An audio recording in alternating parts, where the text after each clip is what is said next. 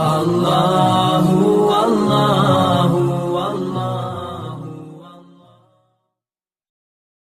حضرت عمر فاروق فرماتے ہیں ان کے انتقال کو 3 دن ہوئے تھے، میں مسجد نبوی میں بیٹھا تھا، 2-3 چھوٹی چھوٹی بچیاں آ گئی، کہنے لگی چاچا آپ خلیفہ بنے ہو؟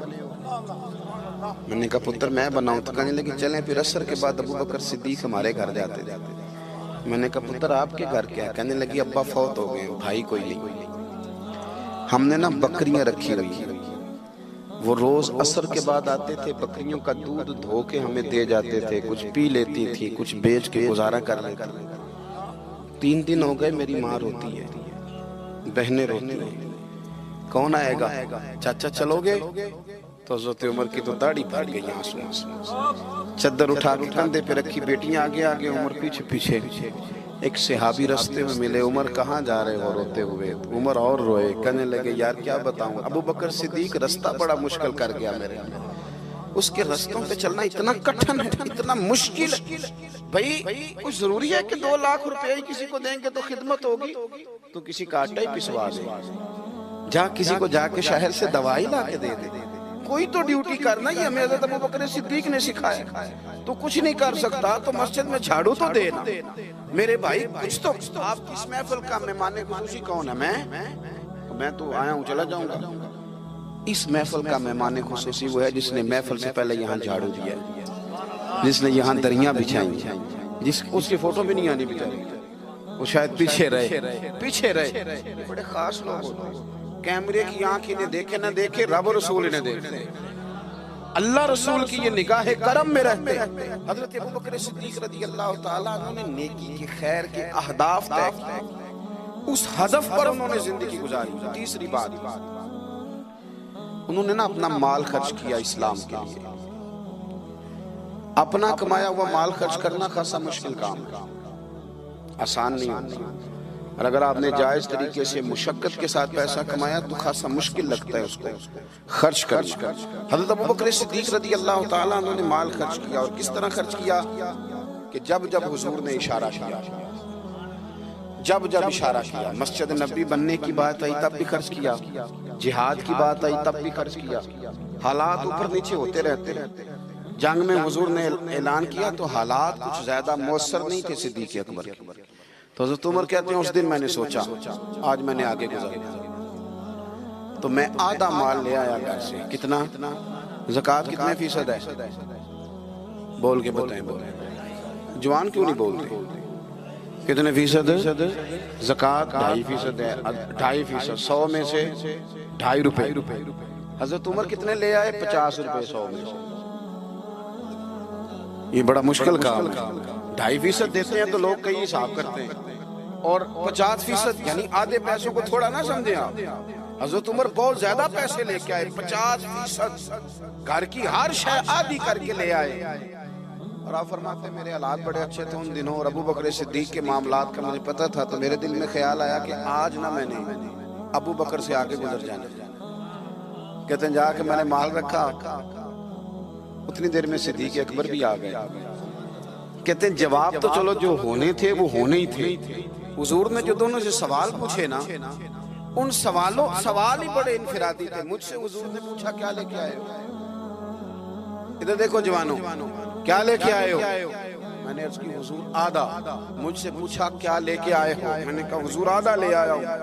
پھر غور کرنا، پوچھا کیا لائے ہو؟ اور ابو بکر صدیق سے پوچھا گھر کیا چھوڑ کے آئے ہو؟ آپ دیکھیں سوالوں میں ہی فرق ہے، مجھ سے پوچھا جا رہا ہے کیا لائے ہو، اور ان سے پوچھا کیا، اور ان کا جواب بھی بڑا انوکھا ہے۔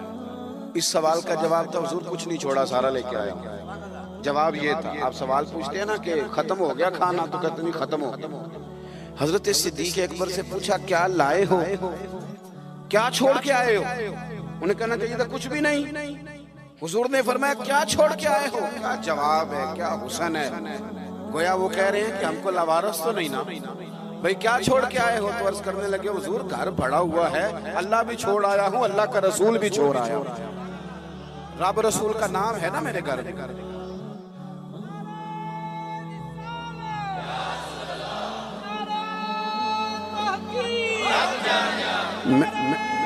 سنے فرماتے میں نا اللہ اور اس کے رسول، او بھائی ہمارے گھروں میں سارا کچھ ہے آج کل، اللہ رسول کا نام نہیں، معاذ اللہ۔ وہ کیا کہہ رہے تھے؟ جھاڑو پھیر کے ہر شے لے آیا، پر گھر میں اللہ رسول کا نام، اللہ رسول کا ذکر میرے گھر میں ہے۔ تو آپ نے کبھی کسی کتاب میں یہ پڑھا ہے یا کسی عالم نے بتایا کہ اس کے بعد حضرت صدیق اکبر معاذ اللہ کنگال ہو گئے تھے؟ وہ تو پھر مالا مال تھے، اس کے بعد بھی کئی دفعہ دیا۔ وہ سبق بتا رہے ہیں، سبق ہمیں کہ رب رسول کے نام پہ سارا کچھ بھی لٹا دو گے نا تو گھر میں اللہ رسول کا نام ہونا چاہیے، بڑی برکتیں اللہ عطا فرمائے۔ ہم نے نا دولت تجوریوں میں بھر کے رکھی ہے، جو اصل دولت تھی اللہ رسول کا ذکر، اس سے ہم تھوڑے سے پیچھے۔ اب حدیث پاک سنیں، ہر بندہ حضرت صدیق اکبر کی عظمت بیان کرے گا اپنے علم کے مطابق، فہم کے مطابق، لیکن ان کی شان تک کون پہنچ سکتا ہے؟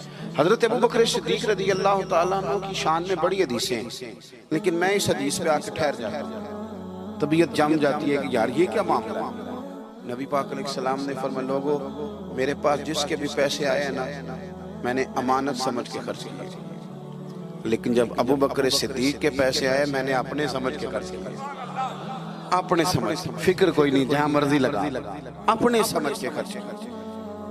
آخری بات میں آپ کی خدمت میں عرض کر رہا ہوں، ایک تو پہلے صاحب سے عرض کیا کہ سچ سچ ہی ہوتا ہے، حق وہ حالات دیکھ کے نہیں بولنا، وہ ضمیر کی آواز سن کے بولنا۔ دوسری بات ہدف طے کریں نیکی کا، یہ کام میں نے کرنے، آپ ہدف طے کریں، اللہ مدد کرے۔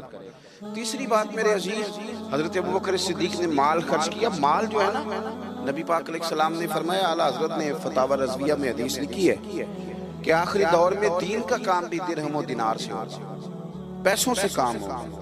آپ کو ادارے بنانے ہیں، مساجد بنانی ہیں، کتابیں چھپوانی ہیں، تو کس طرح چھپیں؟ اپنا مال اور ہم نے یہ ذمہ دے دیا امیروں کو کہ امیر خرچ کریں گے، حالانکہ ہم نے وہ حدیثیں نہیں پڑھی کہ ایک صحابی کلو کھجورے لے کے آ گئے تھے اور مسجد نبوی میں مال کا ڈھیر لگا ہوا تھا، تو حضور نے فرمایا یہ کلو کھجورے نا سارے مال کے اوپر بکھیر دو، جتنا سب کو ثواب ملے گا اتنا اسے 1 کلو والے کو ملے گا۔ تو ہم نا وہ ذوق نہیں پیدا کر پا رہے کہ 10 روپے کی اللہ رسول کی نظر میں اخلاص والے 10 روپے کی بڑی قدر، ہم سوچتے ہیں کہ وہ نا سارا کچھ چودھری صاحب ہی آ کے کریں گے، حالانکہ برکت والا جو مال ہوتا ہے اس میں بڑی خیر ہوتی ہے۔ آخری بات جو بڑی ضروری ہے اس پر غور کریں، فیصلے زندگی میں جب بھی کریں انصاف پر مبنی کریں، محبت دیکھ کے فیصلہ نہ کریں۔ محبت اور ہوتی ہے، قابلیت اور ہوتی ہے، مجھے پر ہونا یہ فطری بات ہے، لیکن اس کا قابل ہونا یہ ایک الگ بات ہے۔ ہر باپ کو اپنے بیٹے بیٹی سے محبت ہوتی ہے، یہ فطری تقاضا ہے، لیکن وہ قابل بھی ہو یہ ضروری نہیں ہوتا۔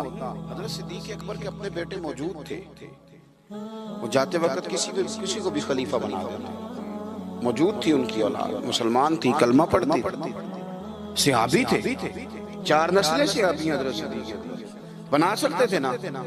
اور حضرت عمر نے تو کبھی ایسا نہیں کیا کہ تحفے بھیجے ہوں، دوستی بڑھائی ہو، بلکہ وہ تو کہتے ہیں کہ ہماری تو نیکیوں میں آگے گزرنے کی دوڑ ہی لگی رہی ساری، معاملہ دوڑ میں رہا۔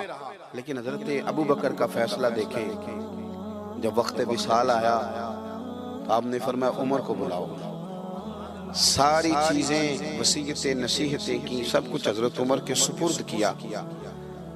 لوگوں نے کہا کہ ابوبکر صدیق یہ تو بڑے سخت آدمی ہیں، آپ ایک سخت گیر آدمی کو بنا کے جا رہے ہیں۔